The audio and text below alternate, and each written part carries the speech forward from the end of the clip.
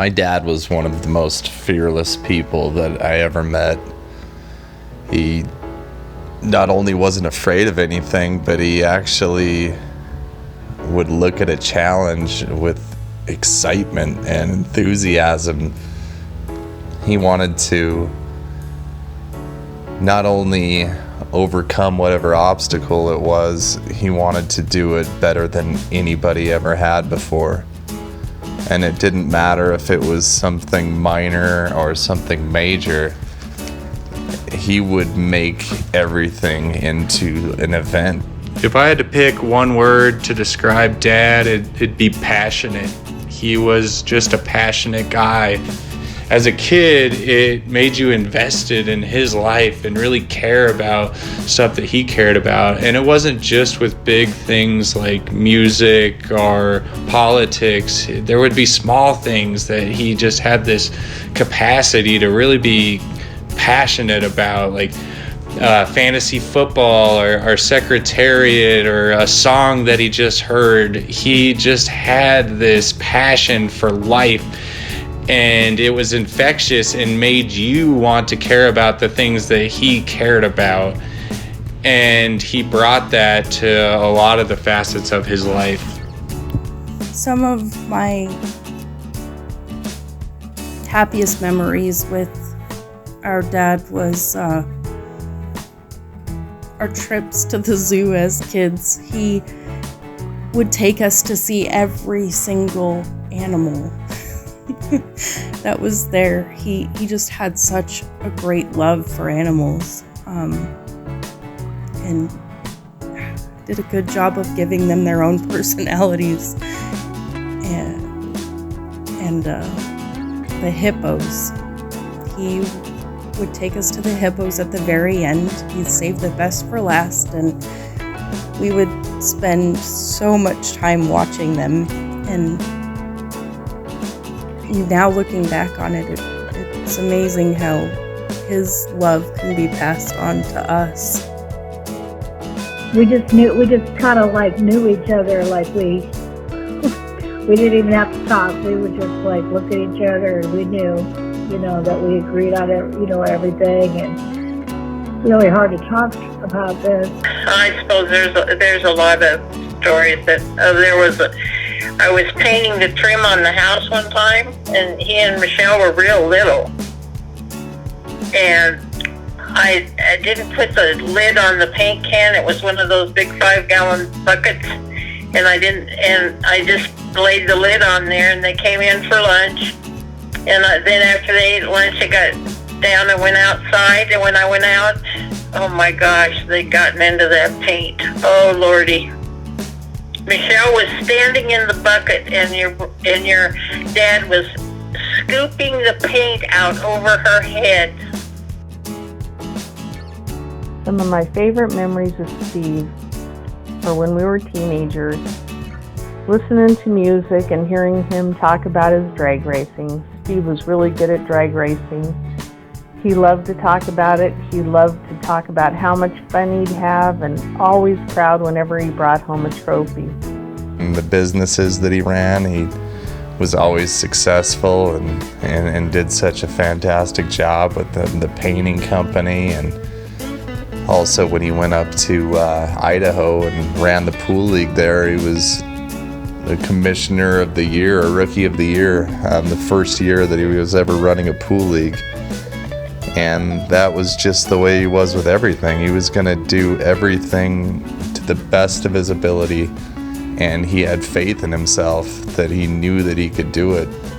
And I always admired that about him, and it pushed me to have that kind of mentality because I wanted to show him that I could be like him. When he got interested in something or committed himself to something, there wasn't really any half measures. He was all in, and some things that other people would just do as a pastime, he would turn into a part of his life, the most important thing to him at the time. And things like the Rhinos, his fantasy football team, just being so important to him, or the pool teams that he created. It wasn't enough for those teams to win or just to create a fun night out. He wanted to be the best team in Denver and even in the country.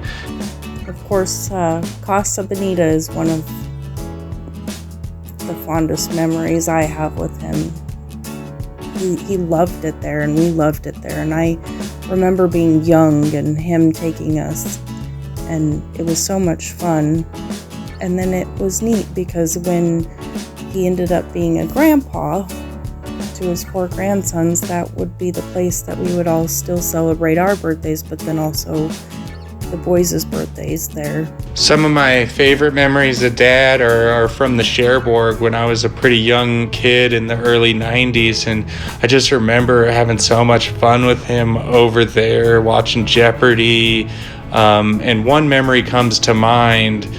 4th of July was always kind of a big deal to him, and he loved shooting off fireworks, and he was the super at the Cherbourg at the time, so we went up on the roof, and back then there weren't really any firework bans in Denver, so we're lighting off fireworks, a bunch of different fireworks. I'm a little kid, he's letting me light off bottle rockets and things like that. This is all in downtown Denver, and at some point the people across Washington Street, they either fired a firework, a bottle rocket at us, or we did at them. But there was all of a sudden a firework war on the 4th of July in the early 90s. And I just remember my dad just having so much fun with it. It was all in good fun, and him saying, we have the high ground. Don't worry, we have the high ground. I think my brothers would agree that Thursday night special, mac and cheese with tuna.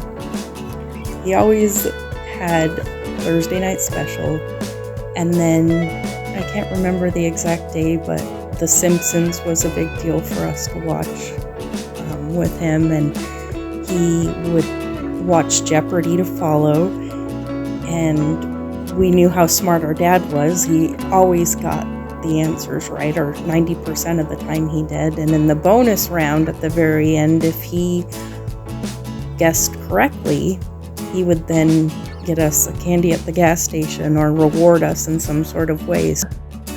I miss him every day. I can't even watch Jeopardy anymore because we used to have a routine where we would save all the Jeopardies from the week and watch them all on Friday, and then we would shout out the answers, and we were better than all the contestants. Steve was especially.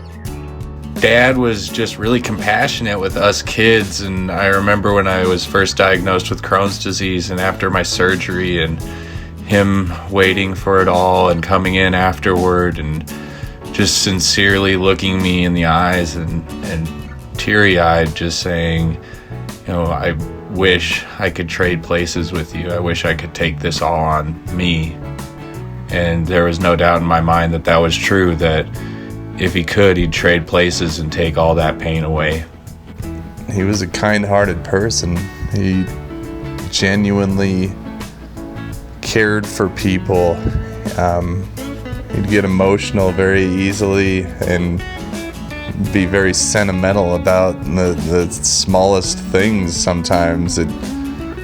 Just watching a horse, for example. He loved Secretariat, and I don't know how many times he had us watching Secretariat run, and you could see him get a little glassy-eyed because he admired somebody or something, even if it was an animal, just at the peak of what they were capable of, and that was always what he was trying to aspire to be.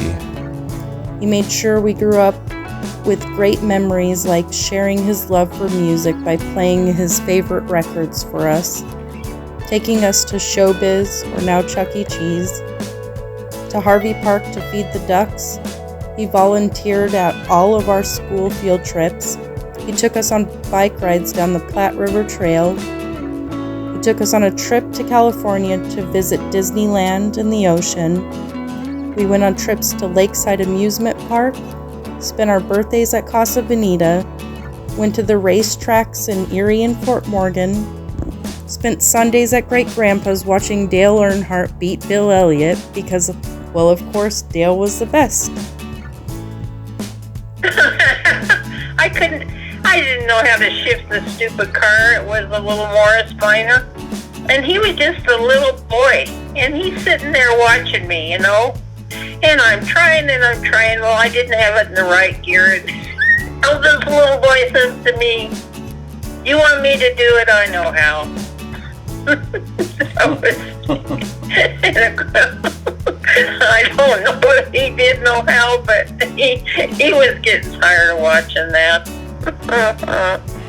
Another story was a day that it had snowed and we were getting a ride to school, and we were at the bottom of a hill at, I want to say, Florida and Harlan.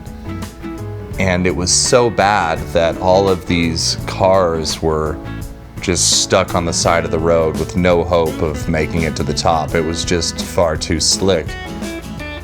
But again, he just loved challenges and he wanted to see what he could do. And he knew he could do it. He just wanted to prove he could do it. So we're driving, I think it was a Pinto. I mean, this was an old beat-up car. He wasn't driving a four-wheel drive SUV or anything that should have been capable of making it to the top of this hill. But he looked over at us and said, Jeremy and I, and said, "Watch this."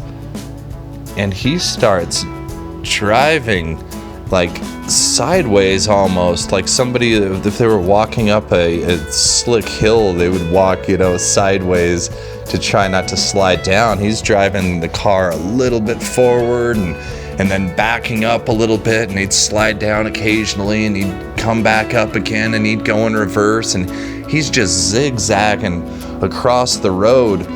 And you're looking at all these people stuck, like not even trying, just looking at him like he's out of his mind or something. There's no way he's gonna make it, but he is determined to make it. And we're sitting there hoping that he doesn't, because if he makes it to the top, that means we have to go to school. So we're not going to tell him we're rooting against him, but we were definitely rooting against him.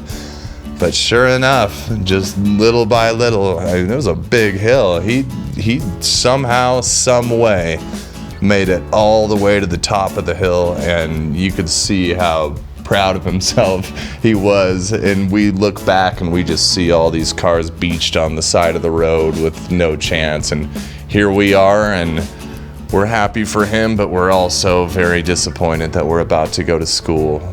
But of course, under the circumstances, he was okay letting us know, "I think we should probably take the day off from school today." I had just gotten my driver's license, but I didn't own my own car. And our parents had a little Chevy station wagon that was a manual transmission, and I wanted to take it down Main Street with one of my friends one night. So I thought, I'll ask my cool brother Steve, who drag races and knows so much about cars, to show me what to do. He said yes, so I got in the driver's seat and he leaned in the window and proceeded to tell me everything I needed to know about the clutch and the shifter and how to use them. And he said, "Okay, go ahead." So I started up the car, and he stepped away from the window, and I looked at him and I said, "Aren't you going to go with me around the block?" And he said, "No way." He goes, "I know you're going to kill it so many times. I don't want to be in there. I'll wait here till you come back." And I said, "Okay, whatever." So I started the car, I went around the block. I finally made it around the block, and Steve did wait for me. I pulled up in front of the house, and he just started laughing, because I'm sure he heard every time I switched gears or popped the clutch, but I did make it back, and I was happy that he had waited for me. He looked at me and he said, "See you later," still laughing. I'll never forget that, my first time driving a clutch, and my brother taught me. Love you, Steve. One of the main things Dad and me bonded over was football, and I just so many Sundays and so much of our time was spent watching football and rooting for his fantasy football team, the Rhinos, and rooting for the Broncos. And maybe one day they'll eventually win a Super Bowl. And I remember Super Bowl 32 were 2 touchdown underdogs, but Dad was confident that John Elway would pull it off. And we went to McNichols Arena, and surrounded by thousands of other fans, we watched, and I just remember him being so happy and having such a big smile on his face, and people were crying and hooting and hollering when it became clear that we were going to win. It's one of my favorite childhood memories, and something I'll never forget. And I feel lucky that when the Broncos went to Super Bowl 50 about 5 years ago now, I was living in Pueblo at the time, but for whatever reason was up in Denver, and he was back in Denver, and we met up and we were able to watch that game together. You know, to be able to have watched the Broncos win one last Super Bowl together is something I was very lucky that all came together, and something I'll cherish. And it was just reminded me so much of my childhood, just looking at him and seeing him so happy and shuffling around, just hugging strangers. And yeah, I'll always cherish those memories. No, he was just very, very conservative in his politics. And he loved the United States of America and he knew the history of the country, but he was extremely knowledgeable on the Civil War. I remember a time when we had to have been pretty young. He had one of those giant telescopes that he had put together out in the back, and he had it pointed towards the moon, and I believe it was all 3 of us, and he had it all set up to where we could walk out there and just look into it, and we saw close up of the moon, and then he'd point it to the stars. And I just remember standing out there with him and having him just, be in such awe of it. And it was pretty spectacular. And now when I look up in the sky, I feel like he's there. I don't know, it just, those memories and looking back on those times, it just is amazing how he still is here with us. He would just take charge of a situation and take charge of any room. If my dad was in a room, you knew he was in the room. He was the life of the party. He wanted everybody to have as much fun and be as happy as possible. If he ever threw a party in Idaho, he'd go so far as to have a camel on site to make sure that this was the best party of all time. He got a giant bouncy castle for the kids. And it was always like that with him. He went to all of our field trips and field days at school and tried to make it the best. If we were in his group, he was going to make sure that this group of kids had the best time out of any kids, for sure. Some of the best times I had with Dad were just nights at the house, playing board games. I remember Risk was always, I would get so excited if Dad wanted to play Risk, and he'd pull out his old Risk board and he'd written all over it, all these inside jokes all over the Risk board. I remember one night we changed all the Scandinavian countries' names to Northern Swede Landenway, combining all the names. It's just fun stuff like that. He had a way of turning small things into big things. He was always a good baby, and then when he went to school, he was a good student, and he liked school. He did really well, and of course in high school he was in the chess club, and no one, not even the teacher, could outdo him. I even tried a few times. That was a joke. That never happened. So, and then he loved his car, and And then as an adult, he and I had a lot in common because politically we were conservative. So we had many, many hours of political chitter-chat, you know. He had an incredible capacity for forgiveness, and he could be a real jerk sometimes, but that was balanced out by this sort of uncanny ability to just forget everything by the morning and just love you the same as he'd always loved you, no matter if you'd been in a shouting match the night before, or he was really mad at you or you were really mad at him. It didn't matter to him, because those ties of family were so strong that they were unshakable. The love was so strong that any sort of argument could do nothing to damage it in his eyes. I can still hear his voice, and I can hear him waking us up when we were little in the morning. He'd say, "Time to get up, it's that time of the morning, rise and shine." And he would always wake us up with whichever record he decided was the one that was going to be played that morning. And every day it was different. Majority of the time it was, Bob Marley that he would play, or Jungle Book, "You Hoo Hoo, I Want to Be Like You Hoo Hoo." I remember him waking us up with music, which, looking back, is a pretty pleasant way to wake up. And he'd say, "Bronco, Pumpkin, Tyke." I can hear him saying our nicknames to us, and I'd give anything now to hear his voice and hear his laugh. I miss him.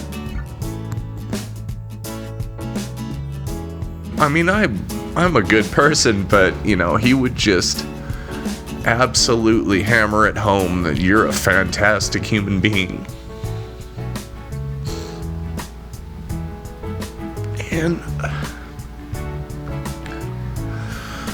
And it made you want to live up to that. You have to live up to that to prove him right.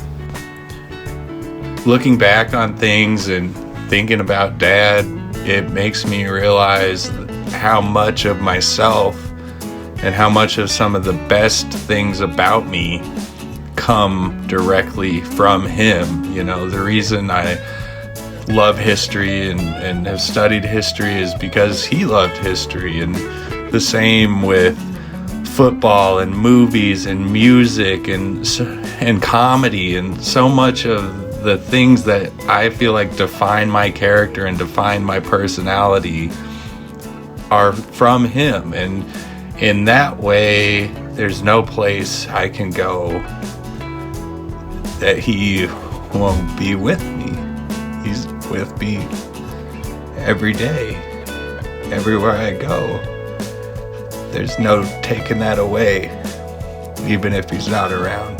My favorite conversations with him were the ones talking about our religious beliefs, which we saw very much eye to eye on. I would tell him my worries and my doubts, and he would follow it up with reading me scripture from the Bible, reminding me of God's promises. His faith and love for God was so strong. He always told me in the blink of an eye, one second we are here in this broken, fallen world, and the next thing we know, we are in the presence of our God. I know he's in God's hands, and I know he knew the Bible well, and he put me to shame there a few times because he knew it a lot better than I did. That was one thing he never struggled with. He had no problem telling us how much he loved us and how proud he was of us. And a lot of people don't get that from their parents. There's no doubt in my mind that he loved me and was proud of me, and I don't have to live with that doubt because he made it so abundantly clear that he loved me and was very proud of me. I'll always remember the last time Steve came to our house. We had a lot of laughs that night. And at the end of the visit, she gave Terry a great big hug, and he was laughing, and he looked at me and he said, "I love this guy," and gave him a hug again, gave me a hug and said, "I love you, Michelle." Those words are always going to stay with me. That visit will always be in my heart. I'll miss him every day. I will say that Steve and I were together 28 years. He was my very best friend. Miss him every minute of every day. I would do anything in my soul and heart to bring him back. He's responsible in many ways for the person that I am today, because he cared so much about me and wanted me to do well in my life. I'm gonna miss that. It's hard not having that person in your corner cheering you on. I'll always miss him. I'll always love him, and I'll always wish I could see his name pop on my phone one last time and get one last big bear hug from him. In the eyes of me, his daughter, I saw a father who loved his kids beyond all measure. A father who did his absolute best to provide the very best life he could for us. He was always there for us, always. He had a drive to do whatever it took to ensure we were not only taken care of, but knew just how proud he was to be our dad. I think since he went to heaven, my life will never be the same. But I thank God that I had him for the number of years that I did. You have people in your life that love you and people that care about you. But there's very few people in the world that love you as much as your dad does.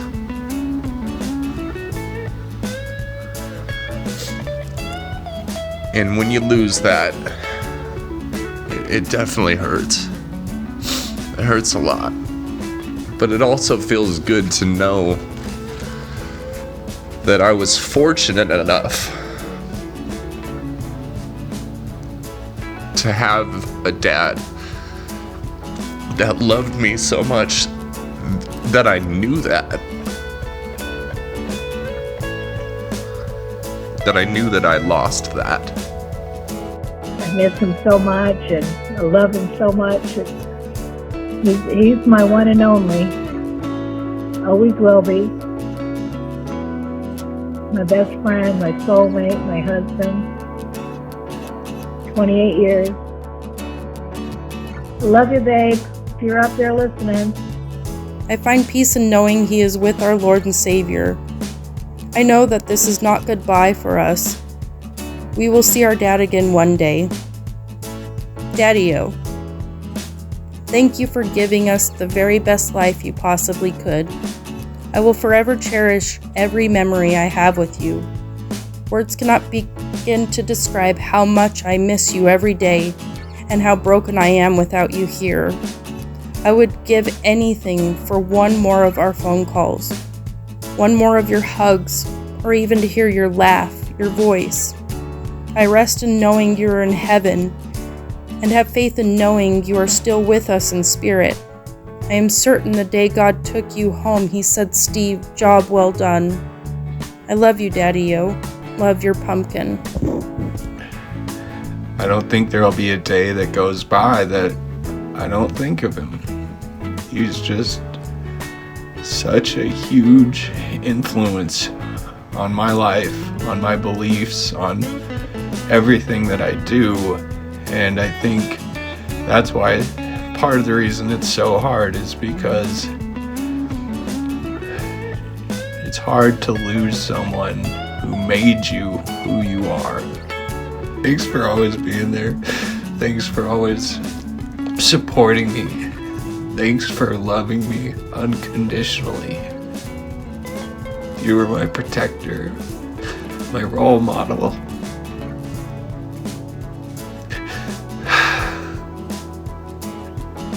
I love you, Dad. I'm going to miss him.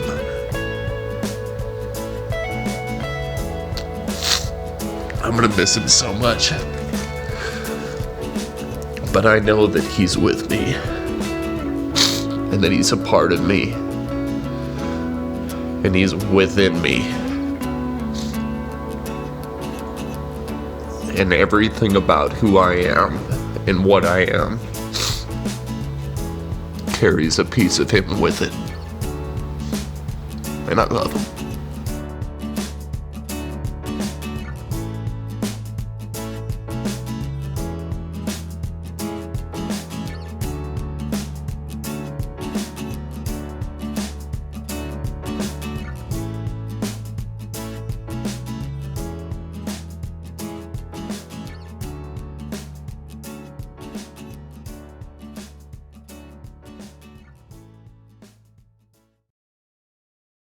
That was fantastic. It was really, really, really, really good. Really good. I love you very much, and I'm very proud of you. I do believe that the country's going down the toilet, but, I'm trying to get into the old guy thing where, I can just kind of shuffle around and nobody gives me a hard time. Okay. Love you.